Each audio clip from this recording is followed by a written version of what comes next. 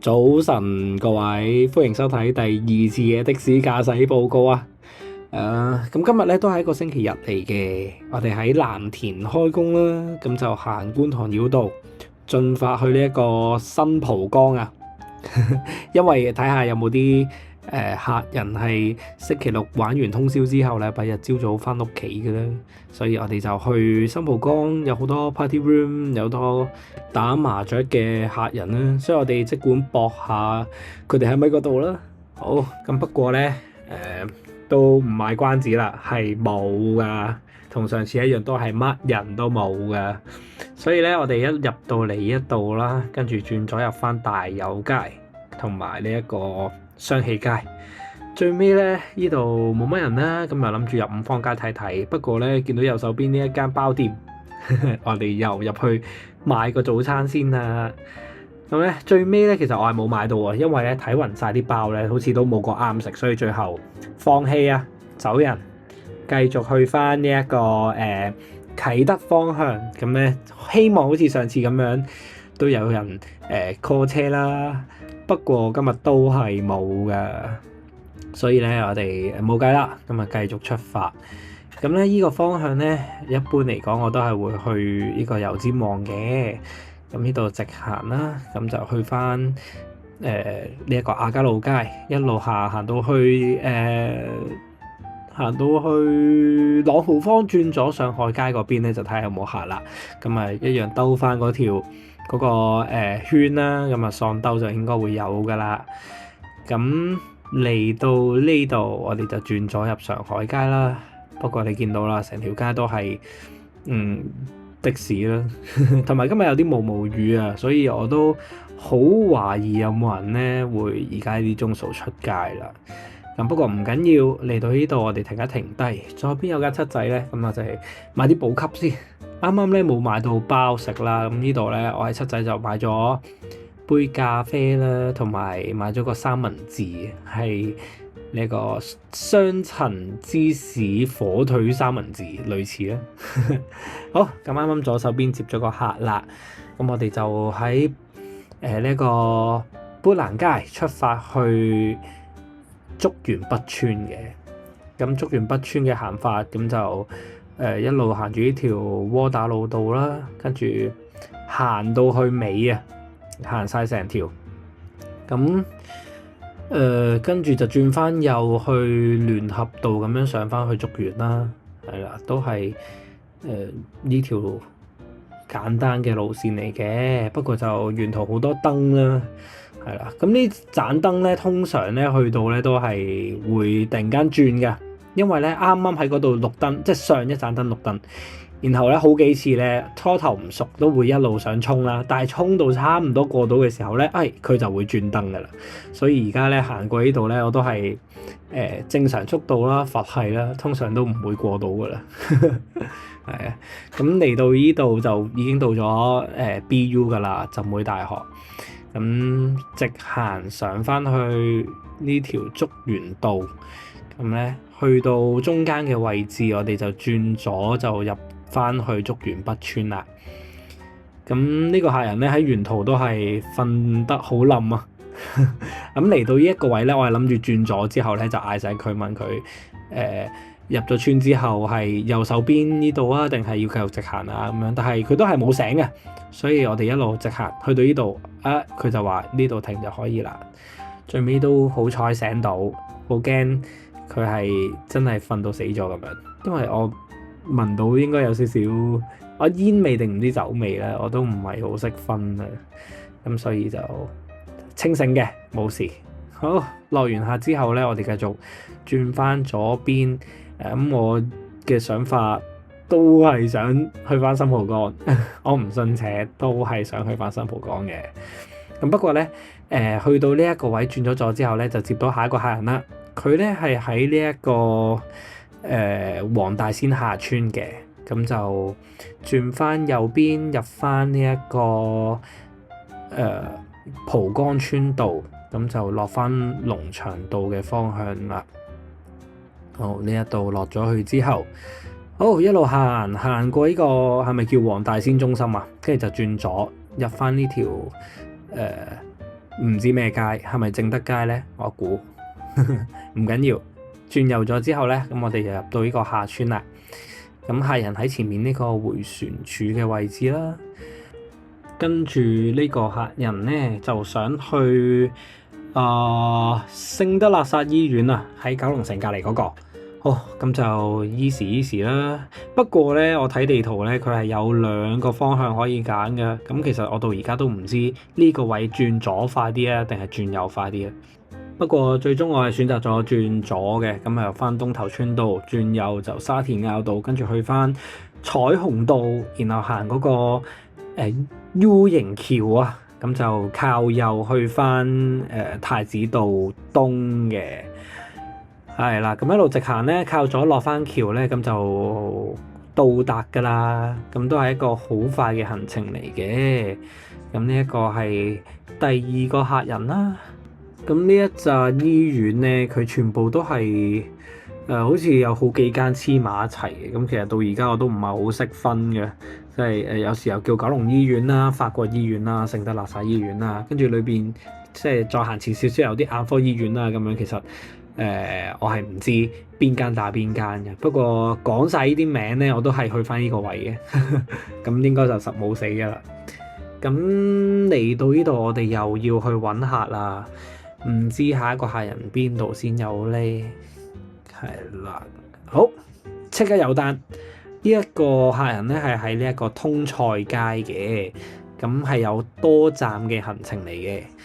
2位都係喺沙田嗰邊落車啦，咁就出咗少少意外嘅。右邊佢哋上車嘅時候咧，拉咗幾次門啊，跟住我唔知自己幾時 lock 咗對門啊，咁佢拉咗幾次都上唔到啦。咁我最終解鎖咗之後咧，佢一上車就講笑咁樣問我話：做乜唔俾我上車？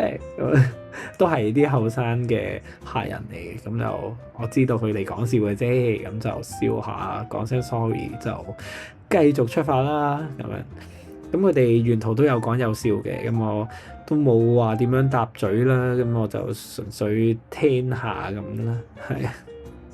咁我覺得揸的士有個咁嘅好處就係真係可以八卦下啦。如果佢哋喺度傾偈關於其他事嘅話，不過好多我都唔記得晒㗎啦。不過有時候一啲比較有趣嘅我會記得啦。咁到時再同大家分享啦。好，跟住行完呢一個獅子山隧道，第一站佢係要去呢一個博康村嘅。行下咧，話咁快就已經天光啦。而家嘅時間係7:10啦。咁嚟到呢一個博安村，好快手轉埋右就搞掂啦。好，跟住落完車之後，第2個客人咧就去呢一個小瀝源嘅廣源村啊。喺呢一個沙田嗰個駕駛學院，再入多少少，入到去嗰個係咪恒大啊？即係大老山隧道一出嚟嗰間大學啦，唔記得咗係咪恒大？係啦，呢度直行啦，跟住右手邊嗰間。好，咁嚟到呢度咧，其實已經好快手就可以完成㗎啦。呢個位再直行。咁講起右邊呢一個沙田駕駛學院咧，其實我以前學呢一個電單車嘅強制試咧，係喺呢一個駕駛學院度學嘅。跟住路試就先再出去跟師傅嘅。係啦，所以都好多回憶㗎。以前成日冇車揸，跟住都要搭好遠車過嚟呢度學車。係啊，咁但係每一次上堂咧，我都係好開心嘅，都係好期待啊。所以其實學車嘅日子咧，無論係4轆定係2轆都好咧，都係有少少懷念啊，好開心嘅。每次都好期待嘅，攞住個頭盔行咧，覺得自己係最型嘅。好，跟住我哋送完嗰客之後咧，好快啦，即刻接到張單，就喺對面呢條街呢一個位。咁呢一個係叫咩街啊？廣善街啊，係啊。咁呢個客人咧，佢哋係去呢一個香港君悅酒店嘅，係咁啊正啦，又送翻我出去啦，仲要過港島，我都 happy 嘅，因為我都中意去港島嗰邊揸嘅。跟住呢個客人啦，好。呢個廣善街咧好方便嘅喎，原來轉咗2次咧，呢個位就可以即刻出翻去大老山公路嘅咯喎，跟住就已經即刻入隧道嘅咯喎，原來呢個位都幾正嘅。跟住全條路線都 easy 嘅，大老山出嚟，跟住入翻觀塘繞道，過翻東隧，行東區走廊，落埋去灣仔繞道，轉左上翻去會展嗰度，咁就到咗呢個君怡酒店啦。sorry， 君悅啊，嗰間係君悅，係啦。咁呢度觀塘繞道啦。咁朝早咧冇乜車啊，而家先7點半啦。咁禮拜日都冇咩繁忙時間噶啦，所以就路路暢通啊，係啦。咁呢條路平時要翻藍田交間嘅時候咧，日日都會行噶啦，所以都冇乜大障礙啦。一路行住條快線咁就可以入翻去呢個東隧呢個位置噶啦。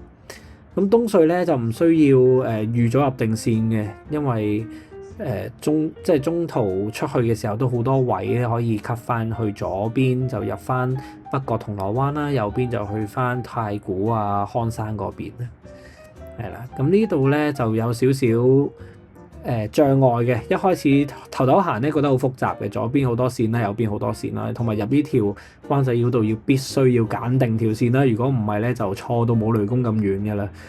右邊嗰啲咧全部去中區啊，去西營盤嗰啲嘅，左邊咧就先可以出到灣仔北啦咁樣。好，呢個位我係唔小心行錯咗，所以兜咗個圈，跟住先入翻嚟呢個酒店嘅。不過唔緊要啦，呢個係一個盲盒嘅行程嚟嘅，我點樣兜法都係同一個價錢嘅。係好，落完客之後繼續去揾客，咁就入嚟呢個紅棉道，諗住上半山去揾啦。不過就好，我哋上到一半呢個上亞厘畢道嘅時候咧，就收到支單，佢係喺呢一個巴炳頓道啊。前排咧喺一啲 WhatsApp group 裏邊啊，嗰啲的士嘅 WhatsApp group 咧就見到有人喺度傾緊的士佬新入行應該要識啲乜嘢啦，咁就講起呢個紅棉路同埋半山嘅呢一帶咧，就必須要識嘅。咁佢就話花園道啊、紅棉路啊，跟住嗰紮橋啊，其實都好多分叉位啊，所以其實都係一大嘅難題嚟嘅。咁轉頭咧，我哋有啲行程就會示範一次點樣行錯噶啦。好，咁咧我哋上到嚟呢度啦，咁啊喺個巴炳頓道，咁就上咗個客人想去呢一個沙灣徑啊。咁沙灣徑咧就喺呢個摩星嶺嗰邊嘅，所以沿途啊全部都係啲山路嚟嘅。咁就一路行到去呢一個薄扶林道咁樣，去到見到呢一個士美菲路啊嘅交界位咧，咁我哋就轉右啦。咁不過其實我覺得呢個行程咧係可以再短啲嘅。當刻咧我跟住 Waze 嘅導航咧就冇諗咁多，咁佢就叫我喺個摩星嶺道咁啊一路落去啦。咁啊9曲13彎啊，兜極都未完，跟住就落翻去嗰個沙灣道嘅沙灣徑 sorry。咁呢個行程就4.3公里啦，如果咁樣落去嘅話。咁不過後尾睇翻地圖咧，其實應該係唔使咁迂迴嘅，只要喺嗰個瑪麗醫院啊轉右入翻去沙宣道嘅話咧，其實喺對面線過翻嚟會快少少嘅。咁個地圖就話係3.3公里啦，就爭好多啊，爭成公里嘅，所以都唔好意思啦，兜咗路啦。咁不過個客人都冇詐型啦，又冇講任何嘢，我諗可能平時佢都係咁樣落嚟啩，我都唔知。然之後呢度 U-turn 接到下一個客啦，佢就喺沙宣道嘅，咁喺一個百合苑啊，呢條好窄嘅路落嚟啦。呢個景觀同埋呢啲樓都唔少嘢啊，好貴啊應該。咁上車嘅係一個工人姐姐嚟嘅，咁佢就要去呢一個摩羅廟街啊。咁摩羅廟街咧就係印象中係半山啦，跟住唔知睇過邊條片咧，咁就話係有條好斜嘅紅綠燈位，咁要停前少少，跟住再一下衝上去先走到嘅。如果你停喺個斜路度嘅話咧，咁就會跣胎出唔到去啦。我印象中係睇過條咁樣嘅片嘅，咁我唔記得咗係邊個拍啦。咁係啦，大家如果有印象嘅話咧，可以話翻俾我聽咧。但係我記得我有睇過嘅。好，咁呢個行程我哋啱啱喺呢個沙灣嗰邊啦，沙宣道，跟住就薄扶林道上翻去呢條般咸道，係啦，般咸道跟住一路直行，然之後羅便臣道再轉左，然之後就可以入翻去嗰個摩羅廟街噶啦，即係呢度。好，不過我打算走嘅時候咧，即刻接到下一個客咧，佢就喺打直呢條卑利街度上車嘅，係啦，咁我就 U turn 下啦。咁呢個位其實我都入過嚟2次啊，兩次都覺得好窄啊，要好多手先 U 到啦。咁同埋咧，一開始嚟咧，我諗住直行啦，發現其實前面嗰度係一條樓梯嚟咧，爭啲又衝咗落去啦。跟住就係呢個位置啦。架的士咧，你都見到佢係停後少少嘅，跟住就一腳油咁樣就掟上去啦。可能條片大家睇唔到佢係幾斜咧，但係真正行嘅時候，其實佢都真係幾斜嘅。咁呢個客人咧，佢係要去呢一個木球會嘅。咁大家見到啦，我嚟到呢度係完全地錯晒嘅，因為我喺啱啱羅便臣道嘅時候係冇上到橋啦，miss 晒啦。跟住去到呢度咧，已經係錯到冇雷公咁遠嘅啦。而家諗翻咧，其實我係應該靠右啦，跟住好似啱啱架白色車咁咧，去翻紅棉路至啱嘅。但係我唔知點解啦，可能鬼咁晏就落咗落嚟，真係錯到錯可以錯嘅都錯晒，然後走咗落嚟呢個皇后大道東，先至可以轉右上翻呢個司徒拔道。跟住我沿途已經係咁同個客人講話對唔住啊 ，sorry 啊，我行錯路啊，唔好意思啊，轉頭我減翻錢啦咁樣。咁好好地嗰個客人咧都冇鬧我啊，咁樣都好耐心咁話唔緊要，照行得㗎啦咁樣。咁最尾係啦，我哋終於可以接駁翻上嚟呢一個黃泥涌峽道啦。咁去到呢度咧，咁我哋差唔多到達㗎啦。不過就兜咗一個大圈咯。咁咧最尾個標頭咧行咗90幾蚊嘅，跟住我就問個客人平時你搭開幾錢，你俾翻幾錢我得㗎啦。咁樣佢就話85蚊咁 OK 咁啊，我喺翻 Uber 裏邊入翻85蚊咁樣咯。好，咁我哋送完呢個客之後咧，啱啱突然間飛咗一下咧，就因為其實我哋已經係上咗第二個客人㗎啦。嗰個客人咧係喺呢一個淺水灣道嘅呢一個惠豐園啊，咁係一對老人家嘅夫婦嚟嘅。佢目的地大家見到咧係去呢個港澳碼頭㗎，不過其實佢哋喺 Uber 撳嘅點咧並唔係港澳碼頭啦，所以大家可以見到我而家係入咗嚟呢一個皇后大道中嘅原因就係因為咧。佢話 Uber 係個看更幫佢叫嘅，咁所以咧個看更點嗰個位置咧原來係錯嘅咁樣，咁所以我嚟到呢度咧，佢先話翻俾我聽，原來佢係去呢個港澳碼頭噶，所以我哋就唔緊要，靠翻右咁啊落翻橋去翻呢一個位置轉翻右咧，咁就已經可以入到去啦，所以就問題不大嘅。係啦，咁呢個都係啦，咁個工人即係下面嗰個看更咧撳錯位置，咁我就又問翻佢話：你平時搭開幾多就俾翻幾多我啦咁樣。咁我都覺得冇乜所謂嘅，係啊，最緊要均真啦。我行錯就自己減翻錢，咁佢平時 suppose 要點樣行咁啊，俾翻嗰個價錢啦，我又唔會收多佢嘅。就算真係收多，兜過少少路都係幾蚊幾跳咁樣，咁就無謂為咗呢幾蚊咧就做到自己好肉酸啊，係啦，所以就最緊要大家開心啦，咁我又當遊車河啦，認下啲新嘅路啦，咁就 OK 噶啦。好，咁呢個時候咧，我係熄咗個 Uber 啦，因為嚟緊我係要去呢一個啟德嗰邊咧去接我個朋友過去合和中心嘅，所以咧我哋呢度就會空車過翻去九龍嗰邊啦。咁佢係要10點鐘前去到合和中心嘅，而家係9點16分，所以咧去到就搭半左右，咁啊時間差唔多噶啦，所以就嗱嗱聲過去啦。咁其實都頗遠嘅，因為我哋喺呢個港澳碼頭度出發啦，咁要去翻啟德呢邊啦。咁不過我覺得冇乜所謂嘅，咁啊朋友上車，咁啊開心咁樣傾下偈，當 hea 下休息下咯。咁所以個距離都唔係好重要。咁個朋友都好好嘅，佢有俾翻3程嘅隧道費我嘅。咁第一程咧就啱啱空車過嚟啦，25蚊，跟住送佢過去嘅時候又會收到25蚊啦。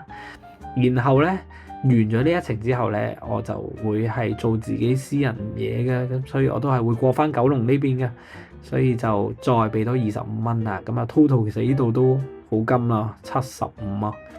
咁係啦，所以我就收咗佢100蚊啦。咁就少少有錢，再加埋啲隧道費咁樣啦。好，咁接到佢之後咧，而家就出發啦。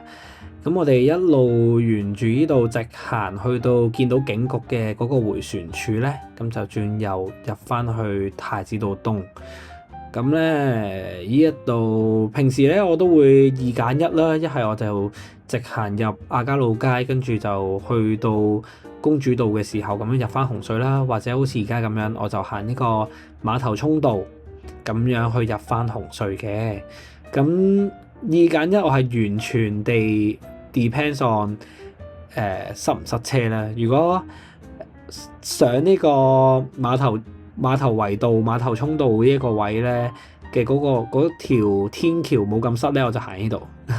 如果亞皆老街嗰邊嗰條天橋冇咁塞嘅話，我就行亞皆老街咁樣。咁我覺得時間都係差唔多嘅啫，咁樣。好，咁我哋嚟到呢個紅隧啦。咁今日禮拜日嘅差唔多10點鐘咧，都唔算太塞車，係流動嘅。咁就呢度左一格右一格，梅花間竹咁樣就入到嚟啦。咁我記得由我新牌仔 P 牌第一次行呢個位咧，到而家都冇乜壓力嘅。即係我覺得其實隧道口咧並唔係一個大挑戰啦，但係好多人第一次揸嘅時候都會好怕紅隧呢個位嘅。咁其實我覺得都唔需要太擔心嘅。咁因為大家都守規矩嘅，其實左邊一格右邊一格咁樣順住拉鏈式咁樣就可以入到去㗎啦。咁當然唔排除當中會有少少人特別趕時間啦。咁佢有佢嘅原因啦。咁呢啲趕時間我都會讓佢啦。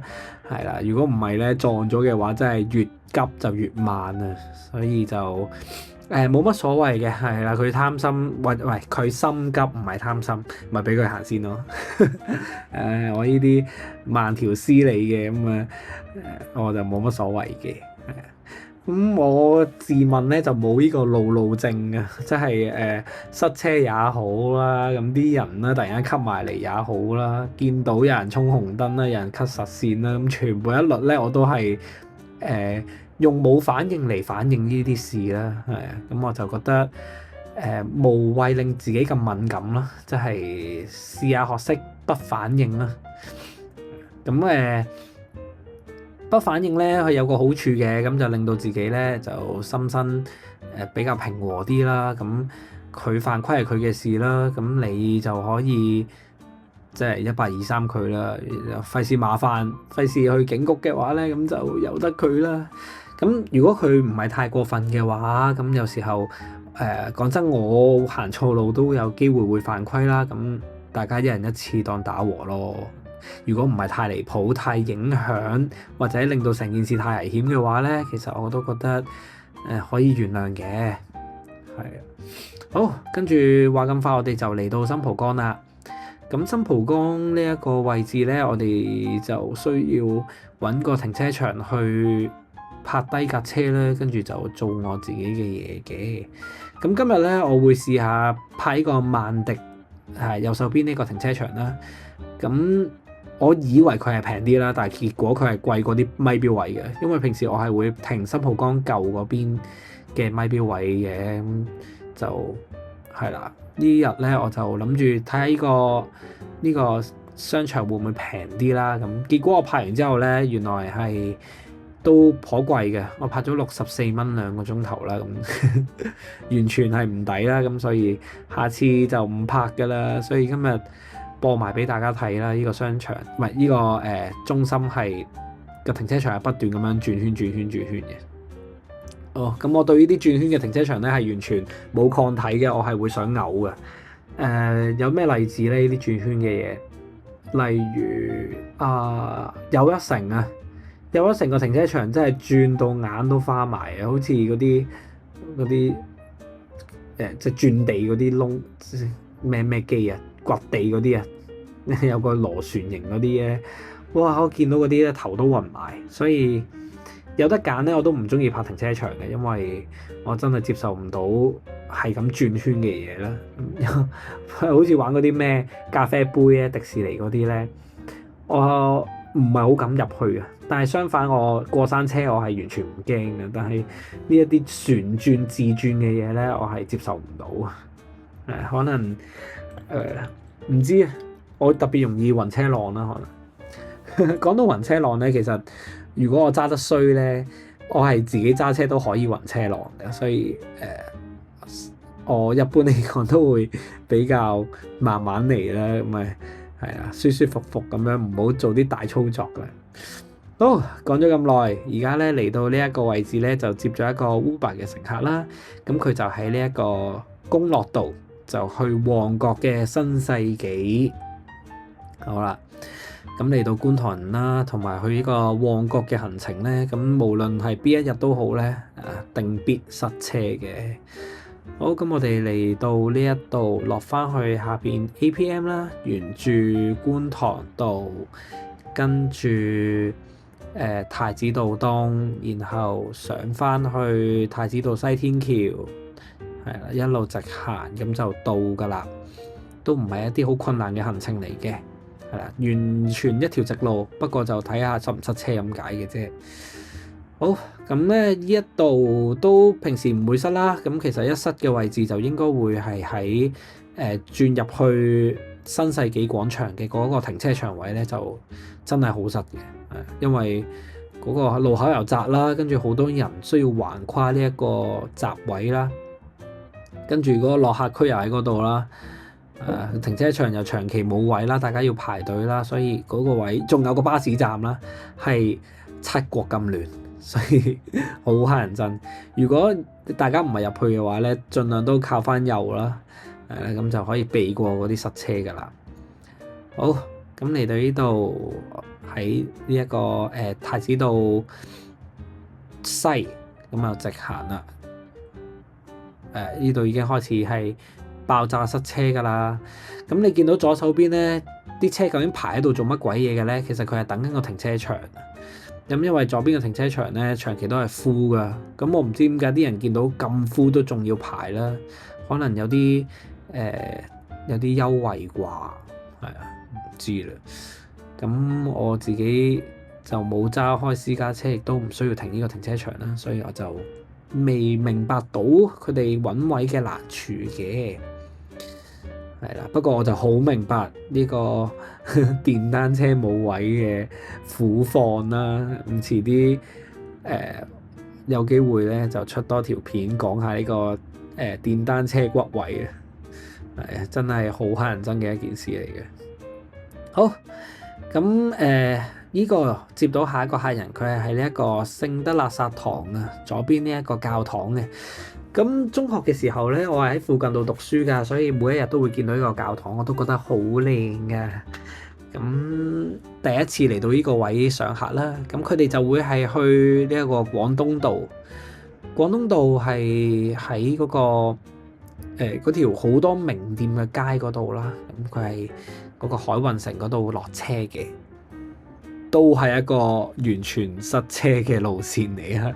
咁轉翻右呢度亞皆老街又塞一次啦，跟住廣東道又會塞一次啦。不過唔緊要，係啊，我揸 Uber 嘅嘅呢一個取向咧，就係佢一響我就撳噶啦，我就唔係好理呢條路線塞唔塞車嘅。咁就都係完全係因為我塞車抗體啦，係啊，我又對呢啲冇乜感覺嘅，塞咧我就可以聽多幾首歌咁樣 hea 下 hea 下咁樣啦。咁冇錯係嘅，的而且確係嘥時間或者賺嘅錢咧，冇其他師兄搏盡咁多嘅。不過換嚟嘅就係舒服啦，跟住唔需要即係與世無爭啦，同埋即係唔使又揀，即係唔使咁多操作啊，熄咗個腦咁樣，即係睇下風景，跟住聽下歌就可以啦。好，咁個客人咧想喺右邊度落嘅，好，咁我就係落咗佢之後咧，呢個位置我都係第一次入嚟啦。咁原來係轉翻右上翻天橋就可以走到噶啦。好，呢個時候我有少少急尿啊，咁我想去呢個呢個叫咩啊？唱粵劇嘅地方係啦，咁我哋就入去借個廁所啦。諗一諗先，佢係叫做粵曲館戲曲中心啊，係戲曲中心。咁佢邊有個靚靚廁所可以用嘅，係啦。咁出到嚟之後咧，我哋繼續揾客。第一個反應嚟到呢度一定係去黃埔噶啦。咁不過呢個算盤打唔響啊，咁嚟到呢度咁響機。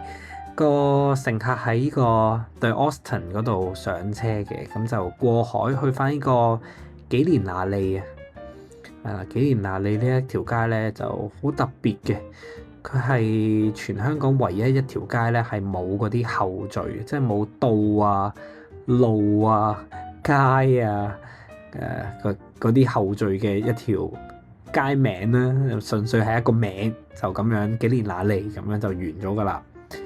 咁有啲乜嘢都可以叫做係咁咧，就例如啲有啲街咧叫乜乜廣場啊，即係好似尖沙咀嗰個唔記得咗有條街叫乜乜廣場咁樣嘅，咁但係佢都仲有個後序叫廣場啦。但係呢一條紀連那利咧就真係乜都冇嘅，係啊。好，咁紀連那利咧，我哋出到去呢一度，然之後轉翻右就可以上翻去天橋過翻西隧嗰度啦。咁過咗西隧之後咧，我哋一路靠到右，咁就跟住個中區牌行就可以噶啦。好，咁一樣啦，星期日邊度都唔塞噶啦，至少西隧唔會塞啦。咁我哋直行之後，跟住中區牌，跟住一路靠左。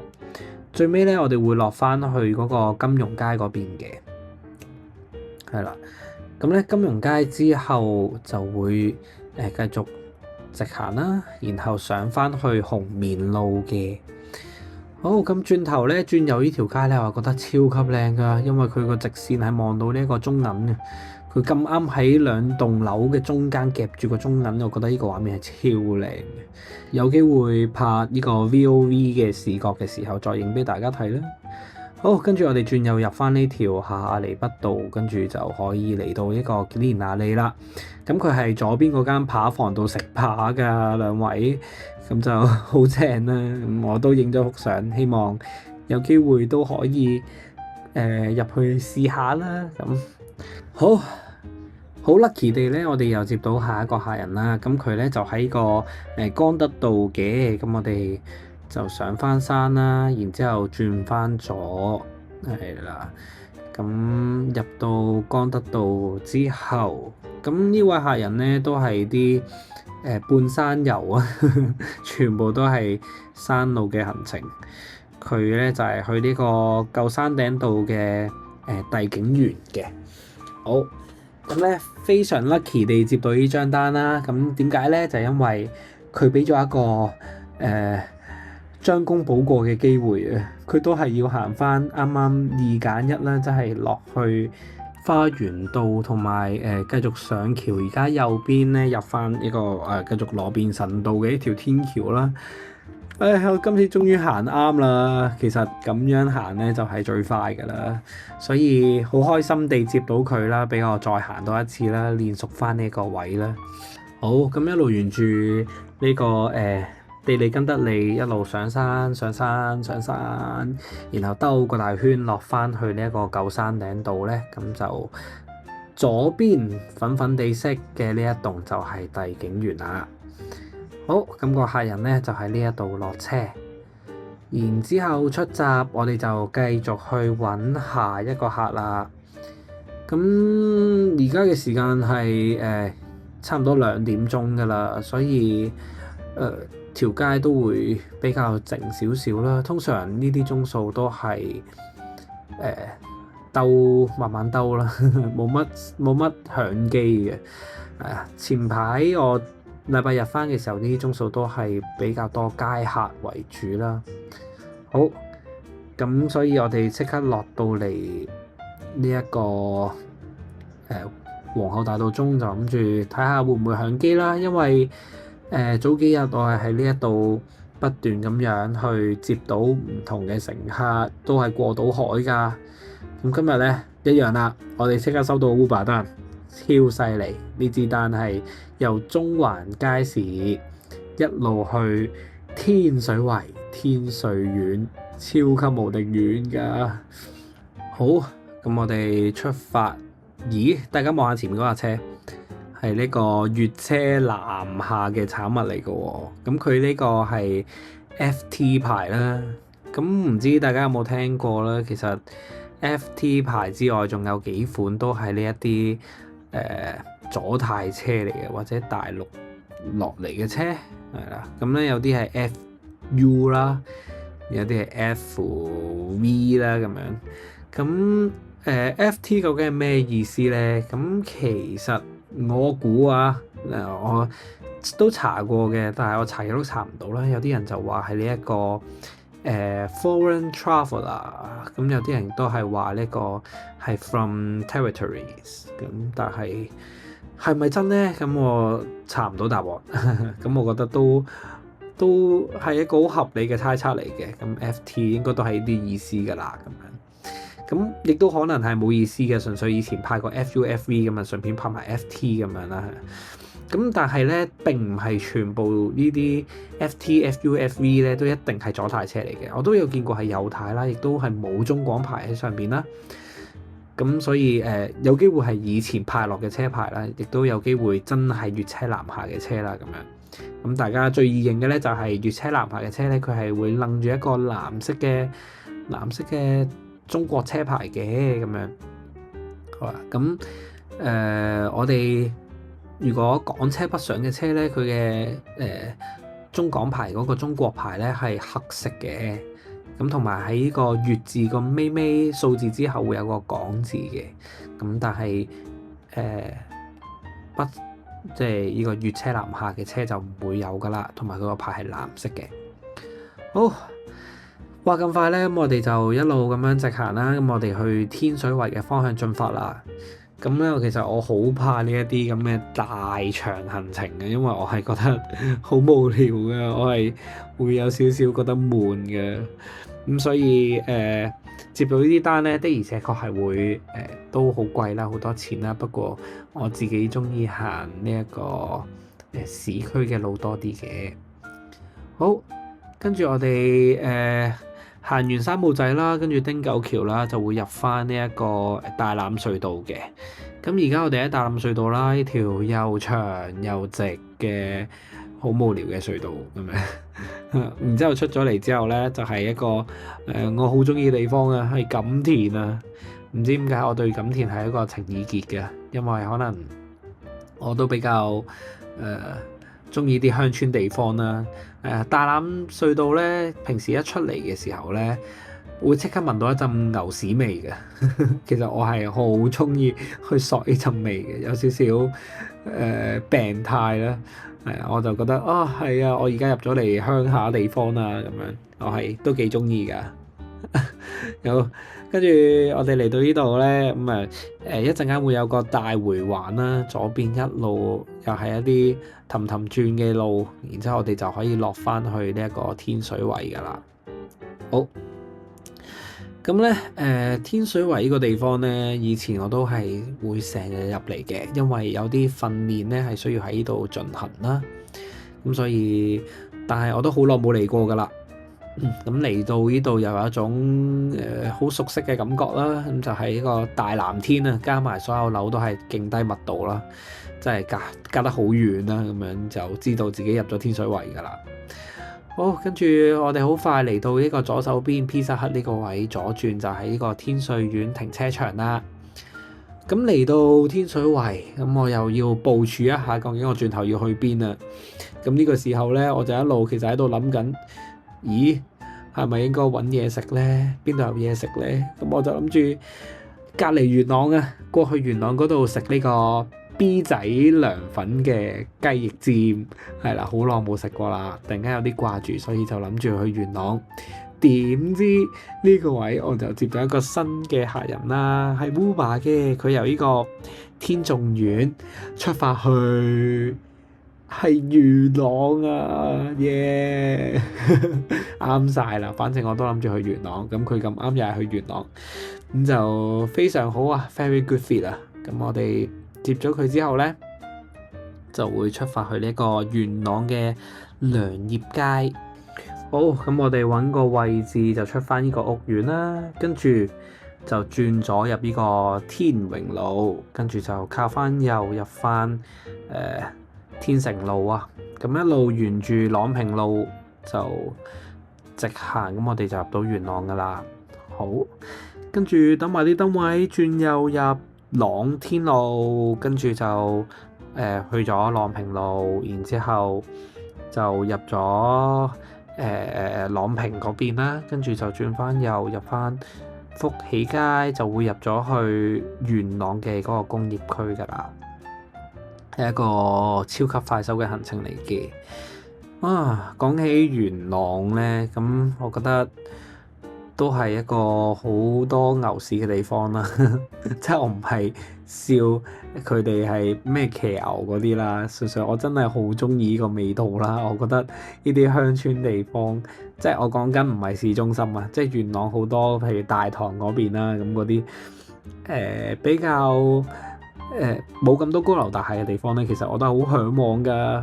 我係好中意住村屋啦，即係有養狗啦嘅嗰啲生活態度嘅。